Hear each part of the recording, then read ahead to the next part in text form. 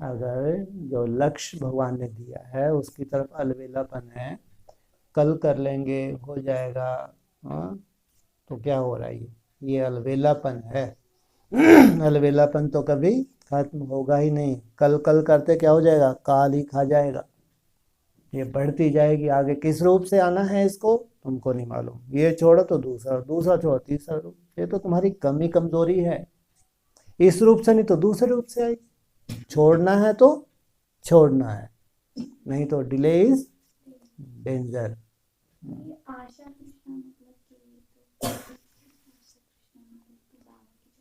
एक बाबा की आशा, तुम्हारी खुद की आशाएं और तृष्णाएं। बाबा की हम बच्चों से क्या आशा है? कोई आशा है नहीं है। सोच। और खुद की आशाएं, हद की आशाओं में कोई फंसा हुआ हो। और फिर तृष्णाएं, बाप रे बाप, कहाँ का ब्राह्मण है ये? इनको कहेंगे ब्राह्मण? बिल्कुल नहीं। इसलिए राजा बच्चों की बात कही। हाँ, राजा बच्चे।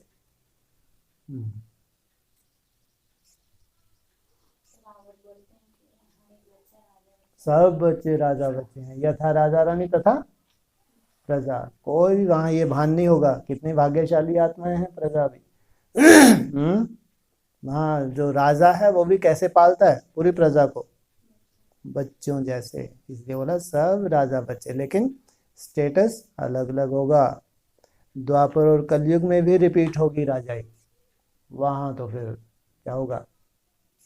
अंतर आएगा नहीं आएगा? इसलिए वहां तो 21 जन्मों की जीवन मुक्ति है तो है। भगवान बोला है। लेकिन द्वापर कलयुग में यही कमजोरी माया की, फिर माया क्या हालत कर देगी।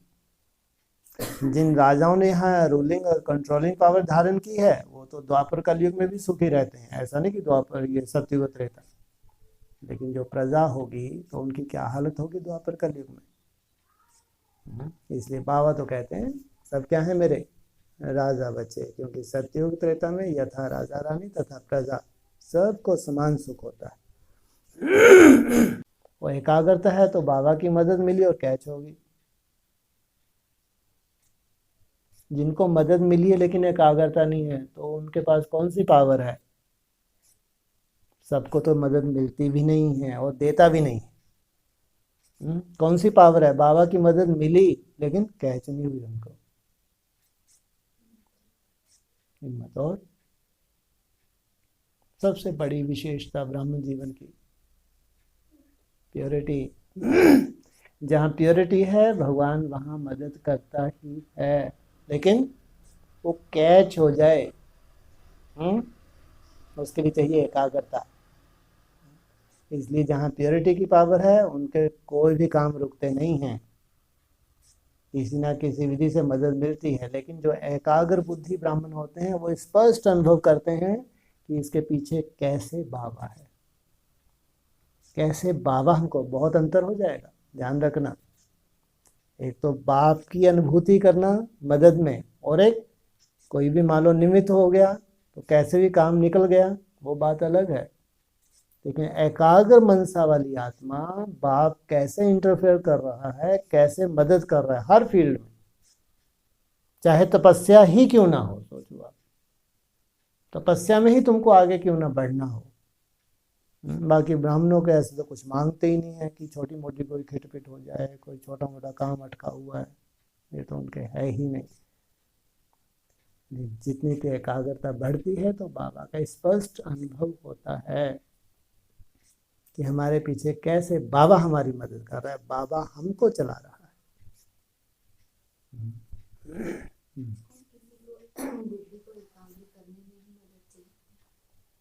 हाँ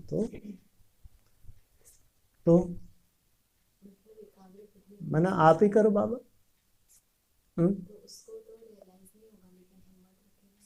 हिम्मत रख के जो ये प्रैक्टिस कर रहा है, प्रैक्टिस, इसी में नूंद हो रही है, प्रैक्टिस में ही नूंद हो रही है परफेक्शन की। आप संतुष्ट नहीं हैं अपनी एकाग्रता से, लेकिन आप छोड़ भी नहीं रहे हैं। अगर ऐसे बाबा खास एकाग्रता में ही अगर सबको मदद कर दे तो ये तो बहुत बड़ा सिद्धि स्वरूप बनने वाली आत्माएं हैं। तो कितनी मेहनत करती होंगी, उन मेहनत में ही इनकी संपूर्णता की नून समाई हुई है। तो जब मेहनत करती हैं तो धीरे धीरे जब मन एकाग्र होता होगा, बात क्या है, मन है अमन है, अमन है, तो उनको फीलिंग भी होती होगी कि अगर ऐसा अचानक जंप मिलता होगा जो कल तक असंभव था आज अचानक कैसे संभव हो गया। ये जितनी एकाग्र, बिल्कुल होगा, क्यों नहीं, बिल्कुल होगा। और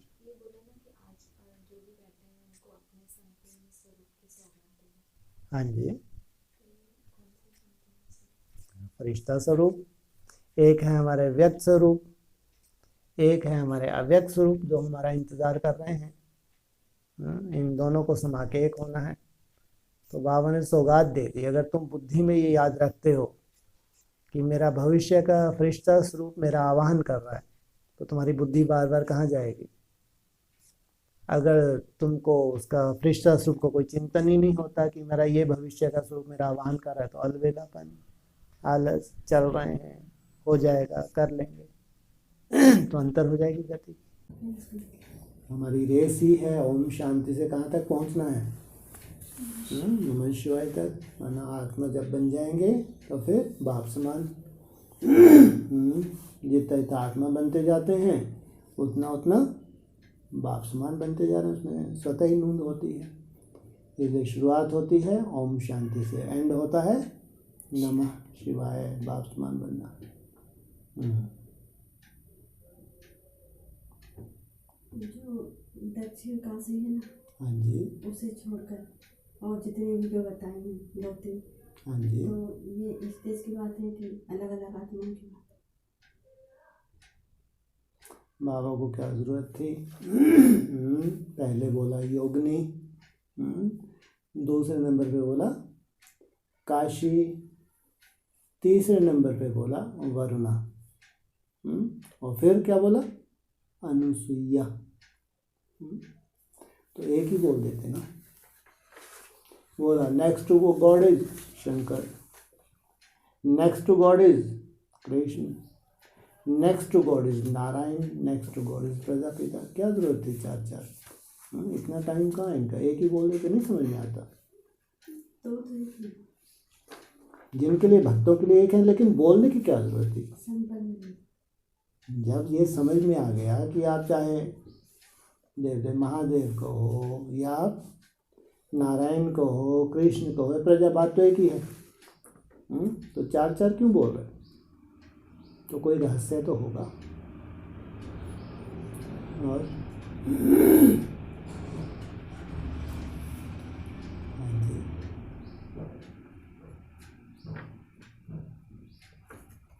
91 में ये वो तपस्या वर्ष हुआ, तो उसका किस लिए हुआ? किस लिए हुआ बताओ। 91 तपस्या वर्ष हुआ, किस लिए हुआ। तपस्या किस लिए होती है, वो कब तक होती है, जब तक संपूर्णता ना आ जाए। 91 से शुरुआत की, जब तक संपूर्ण कार्य ना हो जाए तब तक आहुति डलती ही रहे। कितनी बड़ी बात है कि 1 साल के लिए तपस्या वर्ष घोषित कर दिया। 91 किया और गए। तो जिनके लिए किया होगा, जिनसे कोई विशेष कार्य होना होगा, वो तो तुरंत फॉलो करेंगे, तो उनको फिर वैसे वैसे साक्षात्कार भी होंगे। तो वो उसको बढ़ाते रहेंगे या ख़त्म कर देंगे। सबका अपना अपना फील्ड होता है। कोई का सेवा का फील्ड है, चारों तरफ ढिंढोरा पीटना है, पूरे विश्व में मैसेज देना है, उनका अपना फील्ड। और कोई कोई के लिए बोला है मन के मोहन से नई रंगत, तो वो आखिरी सेवा है या पहली सेवा है, आखिरी सेवा है। तो उस आखिरी सेवा के लिए समय लगेगा या चुटकी बजाते से हो जाएगी।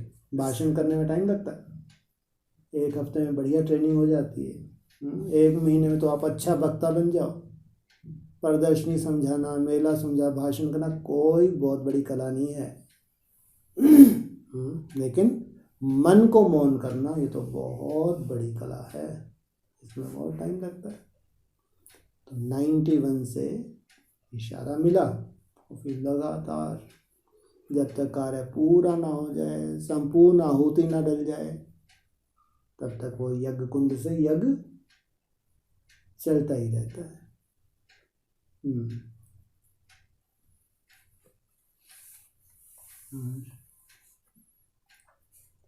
बाबा ने कहा ना, समर्पण उसको कहते हैं जो पहले दिन से अपने लक्ष्य प्रमाण लक्ष्य धारण करके चले। अर्पण तो हो गए। फिर हम बाहर नहीं जा रहे, घर बार छोड़ दिया, इसको क्या कहेंगे? अर्पण।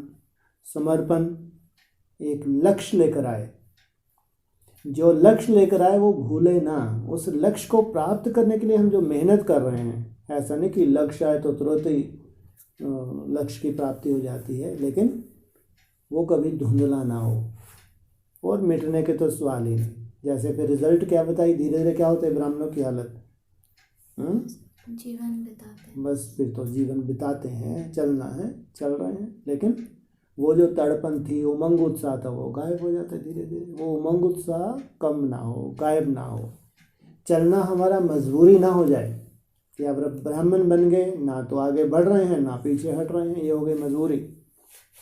लेकिन अगर लक्ष्य है, बुद्धि में उमंग उत्साह है, तो क्या कहेंगे? जब से जन्म लिया तब से ये है सच्चा सच्चा समर्पण, कि जब तक कार्य पूरा ना हो तब तक चैन से ना बैठे। तो हम लोग रोज जैसे चार्ट मेंटेन करके चल रहे हैं, लेकिन फिर भी वो जो छोटी मोटी जो बातें होती हैं बहुत सारी, वो बात नहीं है। तो फिर तो चार्ट मेंटेन कर रहे हैं, चार्ट तब तक चलता रहे जब तक संपूर्ण स्वाहा ना हो जाए। बीच में चार्ट छूट जाए, उमंग उत्साह गायब हो जाए, तो इसको कहेंगे लक्ष्य ही जैसे कि छूट गया। और आधार भी क्या है? याद ही है, दूसरा कोई आधार है? याद ही आधार, वो छूटे ना। बाकी ये थोड़ी इतना सहज थोड़ी है कि बस याद किया और पूरा भस्म। सालों साल लग जाते हैं उस एकाग्रता को हासिल करने के लिए। इसलिए लेकिन आपके पास चार्ट है, बाबा की याद है, तो माना लक्ष्य छूटा नहीं है। और पहले से ये हो ही नहीं सकता, जो लंबे समय से याद कर रहे हैं, कुछ भी प्रोग्रेस ना हो, ये हो नहीं सकता। कुछ भी ऐसी अनुभूति ना हो नहीं सकता। एकाग्रता की कोई प्रोग्रेस ना हो, ये हो नहीं सकता। नंबरवार है, लेकिन ये निश्चित है, अगर याद है तो धीरे धीरे लक्ष्य तक आत्मा आज नहीं तो कल प्राप्त कर ही लेगी। लेकिन याद की सब्जेक्ट नहीं है तो कोई लक्ष्य ही नहीं बचा। फिर इधर उधर मन बुद्धि फंस जाती है कभी, तो फंसनी ही चाहिए। फिर वो लक्ष्य अरे फंसनी ही चाहिए। फंसी फिर निकाला, फंसी फिर निकाला, ये है महारथी। सबसे बड़ी बॉक्सिंग कहाँ है? सेवा में कोई बॉक्सिंग की बात है? भाषण करने में कोई बॉक्सिंग है? कोई बॉक्सिंग, मुरली सुनने सुनाने में कोई बॉक्सिंग नहीं। बॉक्सिंग की बात ही कहाँ है? हाँ, याद में सबसे बड़ी बॉक्सिंग बाबा ने बताया। इसमें माया टिकने ही नहीं देती। थोड़ी देर टिकेंगे तुरंत बुद्धि इधर उधर जाएगी, और फिर लाते हैं, फिर चले जाते, फिर लाते, फिर ये है सब। इसमें थक जाते हैं, अच्छे अच्छे ब्राह्मण थक जाते हैं। ये भी देवताओं के लक्षण हैं। मन को शुभ, अच्छा, सुंदर दिशा देना, शुभ संकल्पों में रमन करना, स्वयं के प्रति, दूसरों के प्रति शुभ सोचना, ये है देवताई लक्षण। लेकिन मन को स्टॉप कर देना, ये कौन सा लक्षण है? कौन सा लक्षण है? वो है देवताई लक्षण। ये है परमात्म लक्ष्य। बाप समान बनना, निसंकल्प माना बाप समान, सुंदर संकल्पों में रमन करना माना लक्ष्मी नारायण। कैसी दुनिया में जा रहे हैं? किसी के प्रति कोई अशुभ नहीं सोचता, सब शुभ ही शुभ। दुख अशांति है ही नहीं, इतना सुंदर वायुमंडल। लेकिन निसंकल्प माना बाप समान बनना।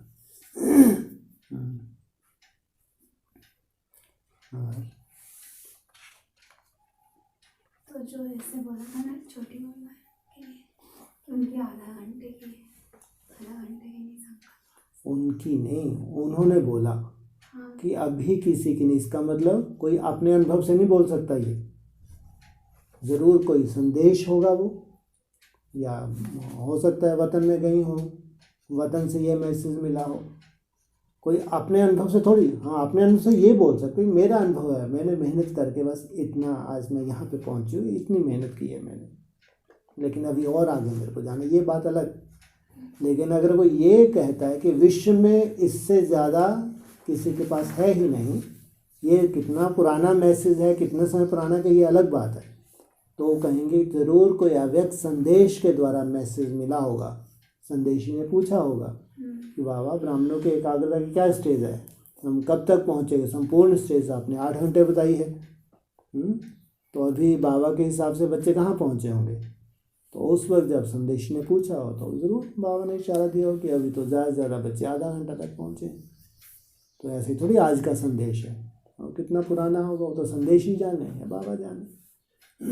जो एकाग्रता की प्रैक्टिस कर रहे हैं उनके लिए उनका ही मैसेज मिला होगा। बाबा बच्चों के लिए तो बोलेंगे, और कौन, पूरे बच्चे बाबा के सामने हैं। हाँ जी, साकार मुरलियों में तो 4 घंटा भी बताइए। ठीक है। अभी जो 4 अवस्थाओं से गुजर गए ब्राह्मण, साकार मुरली कब खत्म हो गई,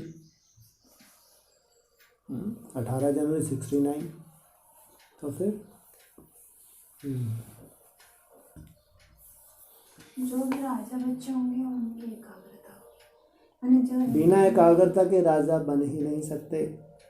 हाँ, वो कलयुगी राजा बन सकते हैं, एक आध जन्म के राजा बन जाएं, क्योंकि बाप के बच्चे बने तो राजा तो बनेंगे।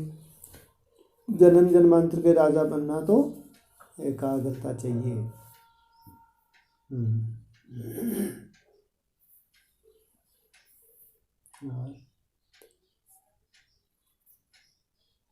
जैसे बाबा ने ये बोला कि जो मेरा मेरा है वो धीरे धीरे उत्पन्न होता है, पहले नहीं होता है। फिर जब कुछ करते हैं, कुछ बनते हैं, तब होता है उत्पन्न। हाँ, ना जैसे जैसे आते हैं सेवा के फील्ड पे आते हैं, मान शान शुरू होता है, और वो भी उनके लिए जो फिर बैलेंस नहीं रखते। नहीं तो अव्यक्त वाणी में ज़्यादा अटेंशन क्या दिए, स्वयं और सेवा का अगर बैलेंस रखते हैं उनकी ये नौबत कभी भी नहीं आती। ये तो बस बाबा की सेवा मिली जैसे यही सब कुछ है, इसी में सब कल्याण हो जाएगा। और मुरली में ऐसे बच्चों के लिए सेवा के लिए बहुत लिफ्ट भी दी हुई है, वो भी क्या करें। तो ये ज़्यादातर ये विघन किन के लिए आता है, जो सेवा के फील्ड पे कूद जाते हैं, फिर मान शान आपस में कंपटीशन, अंदर से कमज़ोर रह जाते हैं। तो ये धीरे धीरे धीरे इस स्टेज पे पहुंच जाते हैं। लक्ष्य क्या था, पहुंच कहाँ गए।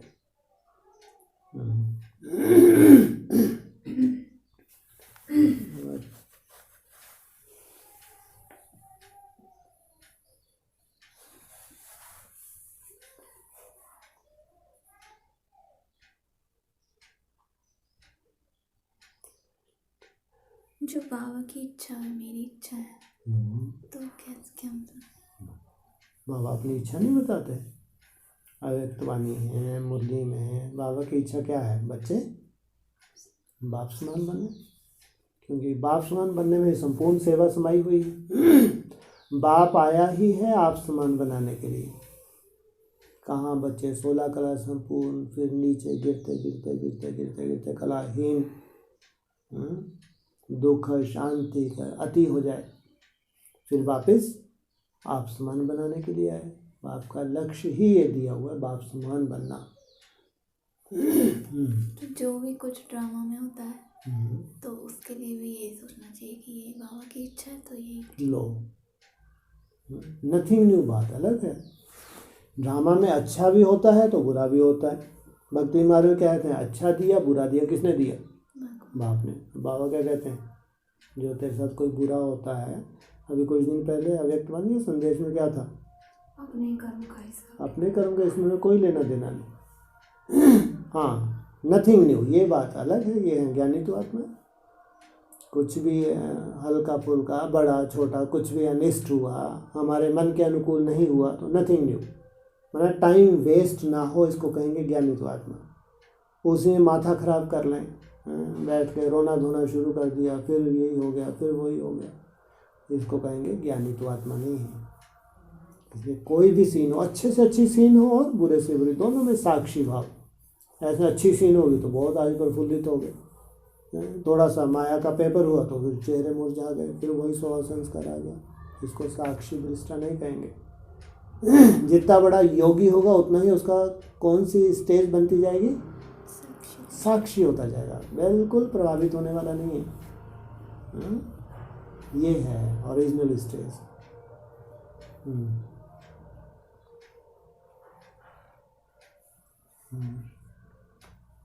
साइड सीन में ही सारा टाइम वेस्ट हो जाता है। जिनका होता है तो होता है। हाँ मैंने अगर उसमें मैंने साइड सीन को अगर हम समझ लें साइड स्टेज में इतनी गहरी खाई है, बाप रे बाप। साइड में बहुत सुंदर बगीचा आ गया, मैं लक्ष्य ही भूल गए, उसी बगीचे में रमन करने लगे। साइड सीन तो साइड सीन ही होते हैं, वो हकीकत नहीं है, मंजिल अलग है। सीन अच्छी हो या बुरी हो, साक्षी रहना, प्रभावित ना होना। तो ये है लक्ष्य के ऊपर चलना।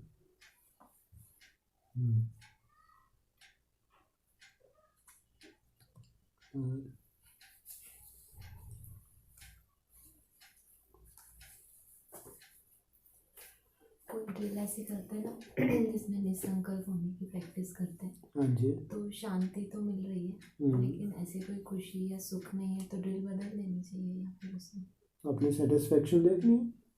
मतलब उसमें शांति तो मिलती है बहुत। शांति से ऊपर क्या है? शांति दाता बड़ा, सुखदाता बड़ा। शांति भी शांति देव बड़ा क्यों? जिसका शांति है उसके पास सुख है ही है। जिसका सुख हो जरूरी नहीं उसके पास शांति भी हो। जैसे वह मिसाल देते हैं, हाथ जल रहा है, गुलाब जामुन खाएगा? पहले क्या है, शांति मिले जलन से। तो इसलिए शांति है फर्स्ट। अगर शांति की अनुभूति हो रही है तो कोई भी ऐसा दिव्य गुण नहीं है जो इमर्ज ना हो। आज आपको कोई दिव्य गुण इमर्ज है, बेहतर रूप में इमर्ज है, लेकिन आपने खाली उसी लहरों में लहराना शुरू कर दिया। कितनी तरह की लहरें होती हैं, खुशी की लहर है, प्रेम की लहर है, आनंद की लहर है, लेकिन अगर गहराई में नहीं गए तो ये लहरें आज उठ रही हैं, कल क्या करेंगी? ये लहरें कहाँ उठा के फेंक दे, कोई भरोसा है? इसलिए कहाँ जाना है? गहराई में। जितना गहराई में जाएंगे स्वतः ही रत्न मिलने ही है।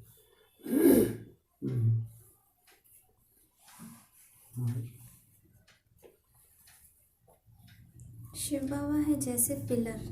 हाँ जी। वो खुद कहते हैं जो मेरे को पहले हाथ लगाएंगे उनको मैं पहले भेज दूंगा।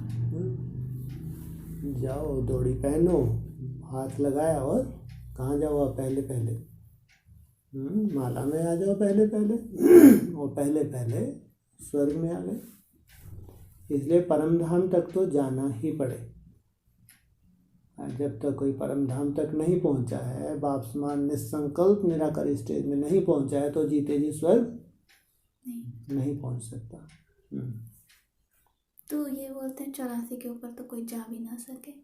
हाँ, तो शरीर छोड़ छोड़ के जा रहे हैं ना।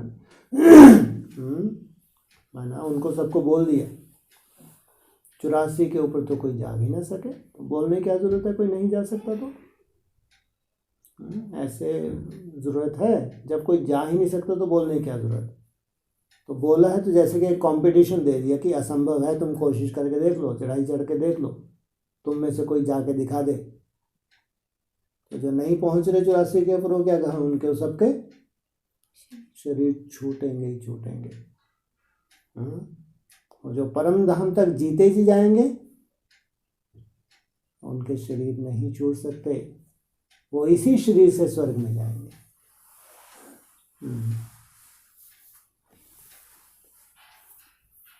जो सबके साथ संस्कार मिलाने की बात आती है, हाँ जी। तो कहीं पर संस्कार नहीं भी मिलते हैं लेकिन कोशिश करते हैं उसके लिए कि उनके लिए शुभ सोचना है। हाँ और जी। ये सब करने के बावजूद कभी ऐसा संकल्प आता है कि ब्रॉड ड्रामा में इन आत्माओं के साथ ना रहना पड़े, तो ये शुभ भावना है या हमारा अपना कमजोरी? अगर संस्कार मिलाने में कहीं दिक्कत जा रही है, सामने वाला संस्कार अगर नहीं मैच कर रहा है तो ये संकल्प आना, तो ये तो कमजोरी कहलाएगी। यहाँ बाप समान बनना माना संस्कार मिलन की रास, ये है, इसको कहेंगे बाप समान बनना। और बाबा ने कहा जो सबसे ज़्यादा ड्रामा क्रिएट करता है व्यास, हाँ जी, वो है क्रिएटर। ठीक है। डायरेक्टर पर्दे के पीछे से इशारा करता है और कहता है इशारे को देव आत्माएं समझेंगी। ठीक है। तो तीन होते हैं ना, क्रिएटर, डायरेक्टर और मुख्य एक्टर। ठीक है, यहाँ तो दो की बात की, क्रिएटर और डायरेक्टर। मुख्य एक्टर की बात तो तब आएगी जब संसार में प्रत्यक्ष होगा। ये दो ही जो हैं, चाहे क्रिएटर हो चाहे डायरेक्टर हो, इनको ही आगे चल के किस रूप से प्रत्यक्ष होना है, मुख्य एक्टर में के रूप में प्रत्यक्ष होंगे।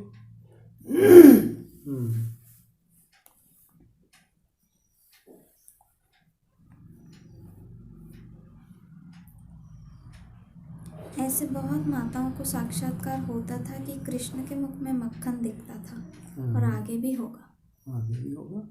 पहले स्थूल बंद आँखों के साक्षात्कार होते थे, अभी मन बुद्धि के साक्षात्कार होते हैं। ये विश्व की बादशाही का मक्खन है, ये किसके मुख में दिखा है? कृष्ण के मुख में। तो माताओं का ऐसा साक्षात्कार, माताओं को साक्षात्कार होता है, पहले बंद आँखों के, अभी मन बुद्धि के साक्षात्कार।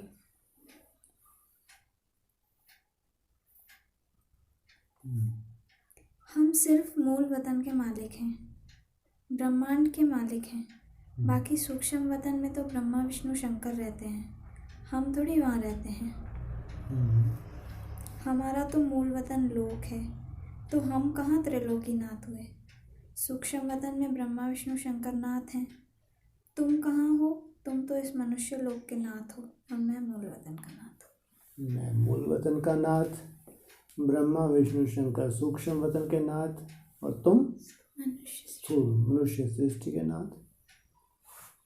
प्रजापिता मुझे अंत तक चाहिए, मनुष्य सृष्टि का नाथ, उससे ऊपर सूक्ष्म वतन ब्रह्मा विष्णु शंकर नाथ, उसके ऊपर परम धाम का नाथ।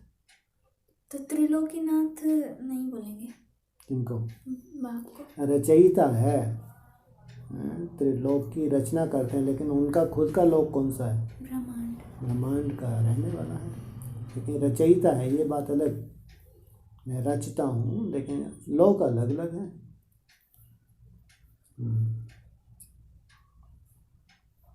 सूक्ष्म वतन में जो रहते हैं तुम उनके लिए नहीं कहेंगे कि 84 जन्म। हाँ, उनके लिए क्यों? वो तो सदा ही है, ये भी बोला मुरली में। शंकर के लिए बोला ये सदा ही है।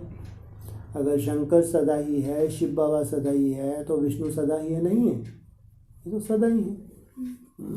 लेकिन तुम बच्चे जो यहाँ पे जो एक्टर प्रत्यक्ष होते हैं, वो हैं नहीं है, दिखते हैं क्या? नहीं दिखते है नहीं है, दिखते ही नहीं है। अब 2 युग तो उनको कोई काम ही नहीं है, फिर जब काम भी उनके शुरू होंगे तो भी नहीं दिखेंगे। लेकिन यहाँ जो मुख्य एक्टर हैं, जो प्रत्यक्ष होते हैं, तो वो 84 जन्म लेते हैं। वो पूजते पूज्य भी बनते हैं, तो पुजारी थे पुजारी भी बनते हैं। तो बाबा फिर ऐसे बोलते हैं कि नहीं, इसमें तो आना ही पड़ता है चक्कर में सबको, लेकिन हाँ, वो आत्माएं वो तो इसलिए मुक्ति बोला है। वो इसलिए बोला, ये जो साधु सन्यासी कौन सा पुरुषार्थ करते हैं कि मुक्ति में चले जाएं, तो बाबा कहते हैं बिल्कुल नहीं, तुम्हारा रचयिता ही मुक्ति में नहीं जाता। शंकराचार्य है, चाहे गुरु नानक देव हैं, चाहे महात्मा बुद्ध हैं, एक बार चक्कर में आते हैं तो ऊपर निर्वाण में जा नहीं सकते। एक नॉलेज दी है बाबा ने कि एक बार चक्कर से नीचे आ गया तो फिर वो ऊपर नहीं जा सकता, 4 अवस्थाओं से गुजरेगा। फिर इसलिए उनमें भी तो है, जैसे ये वो कि जब क़यामत का समय होगा तो फिर इस धरा पे आएंगे, प्रत्यक्ष होंगे, तो वो इंडिकेशन तो उनको भी मिलते हैं। तो जैसे कि आत्माएं जो हैं वो मतलब हमेशा ही मुक्त हैं, जो सूक्ष्म वतनवासी आत्माएं। हाँ जी। तो इसलिए ही वो टारगेट उनको वो लेते हैं ना सन्यासी, कि हाँ। ऐसा हो सकता है। क्यों नहीं? तो ये भी कहाँ शूटिंग हो गई है, उनको सन्यासियों को क्या मालूम, मुंह के बक्के लगाते। तो ये भी कहाँ अभी जानकारी मिल रही है, संगम युग पे ये जानकारी मिल रही है। जिनको जानकारी मिल रही है शास्त्रों में भर देंगे। शास्त्रों में भर दिया तो कोशिश करने लगे। भले समझाते रहते थे कि जगदम्बा ब्रह्मा की बेटी है, इस ब्रह्मा की गाड़ी के साथ ही साथ चलने वाली है, परंतु नहीं, ये देखा जाता है ये मम्मा भी चल पड़ी। ये मम्मा भी चल पड़ी तो अच्छा हुआ ना, साथ साथ चलती तो अच्छा। और वो बोला ही नहीं, मुरली में ही नहीं बोला। ये मम्मा भी चल पड़ी, पहले रुकी होगी तो चल पड़ी तो अच्छा ही हो गया ना। क्या मतलब? मतलब तो क्या था, कुछ समझ में थोड़ी आता मतलब। दोबारा बोलो। भले समझाते रहते हैं जगदम्बा ब्रह्मा की बेटी, जगदम्बा ब्रह्मा की बेटी है, इस ब्रह्मा की गाड़ी के साथ ही साथ इस ब्रह्मा की गाड़ी के साथ ही साथ चलने वाली। कौन से सन की है ये? 65। हाँ ठीक है, 24 जून से पहले 25/6/65। 24 जून के बाद एक दिन देखा, गड़बड़ कर दी ना। सोचो एक दिन में अर्थ का अनर्थ हो जाता। माना अब जो पहले तुमने मान मर्तबे सब दे दिए, सब कुछ बिठा दिया, सबके सर पे बिठा दिया, वो तो चलेगी, रोते धोते रहो। अब जो थी अब वो चलने लग पड़ी। ये नहीं, कौन वो नहीं, माना जिसको चलना था, जो रुकी थी, जिसको सर पे बिठाया था वो तो चली गई और खुद भी रोते रहे। ये क्या हो गया, कितना बड़ा अनर्थ हो गया। बाबा भले ही चला जाए, मम्मा अंत तक रहेगी। कितनी बड़ी आफत, समझ ही नहीं पाए आप किसके लिए बोला। जब वो चली गई तो वो किसको नशा चढ़ेगा उसके जाने से, इसका मतलब इसके लिए है ही नहीं। अब ये चल पड़ी बेचारी, पहले तो रुकी हुई थी। तो फिर पूछ कौन? नहीं, तो मतलब शुक्र है। हाँ तो कुछ चक्रधारी दीदी तो ऐसे बता रही थी कि बाबा ने 2 दिन मतलब किसी को भी रोने ही नहीं दिया और बोला ये उठेगी तो 2 दिन बाद तो फिर कौन रोएगा। ठीक तो है। फिर कोई रोया ही नहीं। इसलिए बाबा ने ऐसी युक्ति रची ताकि कोई हाँ तो ठीक है ना, ये है ज्ञानी तो आत्मा है ना। ज्ञानी तो आत्मा है। हर सीन को क्या करें, पॉजिटिव रूप दे दें। इसको ही तो ज्ञानी, वो रोते रहे फिर भी पूरा जीवन ही रोते रहे कि कितनी बड़ी देखो अनर्थ हो गया, कितना बड़ा भ्रम पैदा हो गया था, ऐसा हो गया, तो वो तो पूरा जीवन ही रोते रहेंगे बेचारे। तो ब्रह्मा होगा रोए नहीं ना, इसका मतलब उन्होंने अच्छा सबको तो वो मना किया। जानते होंगे वो। या तो वो सुनो, वो जो एडवांस में जो चलाई है उस वक्त मुरली, सफ़ा दो बस ये उठने ही वाली है, सफ़ा दो। कितने दिन तक, तो बाबा जी भी कम नहीं पड़े, कई दिन तक चला दी। ये तो बोला था कि ये बाबा भी कच्चा है उस दिन point। ये है कि अटैक तो हुआ एक तरह से, बहुत बड़ा पेपर हो गया ब्रह्मा बाबा का। लेकिन अगर 2 दिन तक आपने स्वीकार नहीं किया, फिर दूसरों को कहने से आप रोक नहीं सकते, लाश को जलाना ही है, तो क्या कहेंगे, नंबर 1 पास तो नहीं हुए आप। नहीं तो नथिंग न्यू कर देना था, बाप जाने बाप का काम जाने। मैंने रखना ही फ्रेंड माना रखा है और आपको उम्मीद है कि इसको उठना है। इसका आप ड्रामा में इंटरफेयर कर रहे हो, सबको योग लगवा रहे हो, वो वही संस्कार इनमें सब में भरा है। वो दादी बेचारी आईसीयू में भर्ती है, रोज़ योग लग रहे हैं, जैसे ही वापस ही आ जाएगी 2007 में। ये क्या हो रहा है, मतलब स्वीकार नहीं कर रहे ड्रामा। भल अभी तक भी याद में बैठे हैं कि कोई वंडर हो जावे। जब तक अभी हैं शमशान तक, मैं कहता हूँ कोई मिरेकल हो जाए। कुछ ना कुछ तो चमत्कार हो जाए। ले जाओ भले तुम, सोचो कितना उनको निश्चय कि तुम भले शमशान ले जाओ, तो वहाँ तक भी हो सकता है कुछ अंदर ही अंदर उनको आशा है कि वहाँ से भी उठ खड़ी होने वाली है। जब लकड़ियों के ऊपर लेटा देंगे ना, देखना कुछ चमत्कार हो जाएगा। तो जब जला दिया तो फिर नथिंग न्यू, फिर ड्रामा के बिंदी लगा दी, ये भोला बच्चा है इसलिए। क्या है, बच्चा है। उसके बाद नहीं रोया होगा, फिर तो स्वीकार कर दे कि जो आपको मंजूर हो मेरे को मंजूर। तो इतना बड़ा जो त्याग किया उसका फल बिल्कुल भी नहीं देंगे क्या भगवान, नहीं संभालेंगे क्या? पूरी प्रॉपर्टी भगवान के यज्ञ में लगा दी, अपने बच्चों को ना देना। माँ है बेचारी, मोह का संस्कार है, वो बात अलग। त्याग भी छोटा नहीं है, बहुत बड़ा त्याग है। तो उसका फल ये कहेंगे फिर भगवान ने थाम लिया, क्योंकि मुरली थोड़ी बंद कर दी फिर चलानी, मुरली तो कंटिन्यू चलती ही रही। उसके बाद फिर जो असली मम्मा थी वो खड़ी हो गई है। असली नकली तो नहीं, वो ये खड़ी हाँ, हो गई मिस- कोई खड़ी बेचारी। ब्रह्मा बाबा ने जो लास्ट मूर्ति चलाई ना, हाँ जी। तो उसमें वो जाते हुए उन्होंने ये बोला कि अच्छा विदाई लेते हैं। हम्म। तो उनको अपनी कौन बोल रहा है विदाई लेते हैं, माना वो उनमें वो भी तो प्रवेश है। उनको आभास तो नहीं होगा उनको ना, तो प्रवेश जो हो रहा है, विदाई तो रोज ही लेते थे। ऐसा बोलते नहीं था, ऐसा एडमिट ठीक है, निकल गया। हाँ, तो क्या हो गया, विदाई तो वैसे भी लेते थे, गुड नाइट करते थे। गुड नाइट माना विदाई। कल कौन सी सीन आने वाले वो थोड़ी मालूम थी, लेकिन उस वक्त ऐसे कोई सीरियस थोड़ी थे। अगर सीरियस होते तो नहीं, उसी दिन की ही बात है, उसी दिन, कौन से दिन, जिस दिन उन्होंने शरीर छोड़ा। खुद ने ना, वही तो बोल रहे हैं, जिस दिन ब्रह्मा ने शरीर छोड़ा है उस दिन अगर कोई ऐसे सीरियस होते तो मुरली थोड़ी चलाते। अटैक तो अचानक ही आता है। तो इसका मतलब जब ये बोल रहे हैं अच्छा विदाई तो सुप्रीम सोल भी तो बैठा है, विदाई ले रहे हैं तो अब मुरली चलनी ही नहीं है, तो विदाई कौन ले रहा है। माना ये तन ही जब जा रहा है तो इस तन के थ्रू जो कार्य करना था कर लिए, अब विदाई। तो जैसे कोई योगियों को अपना पहले पता चलता है, वो उनमें से नहीं है। ठीक है, अगर भगवान ने टचिंग भी कराई होगी तो अच्छी बात है, तो एक बहुत गुप्त मैटर है। अगर भगवान ने ये साक्षात्कार करवाया तो होना भी चाहिए। त्याग बहुत बड़ा, त्याग कोई छोटा थोड़ी है।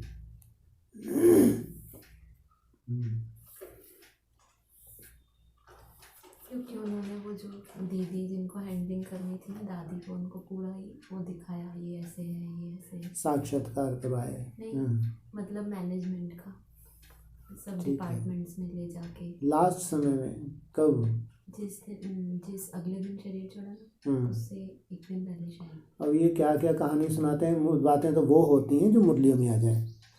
अगर ऐसा होता तो मुरली बाबा तो किस मुरली को मानता है, बाद में ये कथा कहानी बनाते हैं, वो बाबा नहीं मानते कभी। जो कुछ भी ड्यूटी प्ले करते हैं उस वक्त जो कर्तव्य किया मुरली में इशारे देते हैं। लेकिन ये है कि त्याग बहुत बड़ा था, ये नहीं कह सकते कोई त्याग नहीं था। त्याग भी था, ये उससे इसमें उनकी तपस्या भी थी। ऐसा नहीं है, भगवान ने अगर निमित्त बनाया है औरत, ये तो हो नहीं सकता, साधारण है।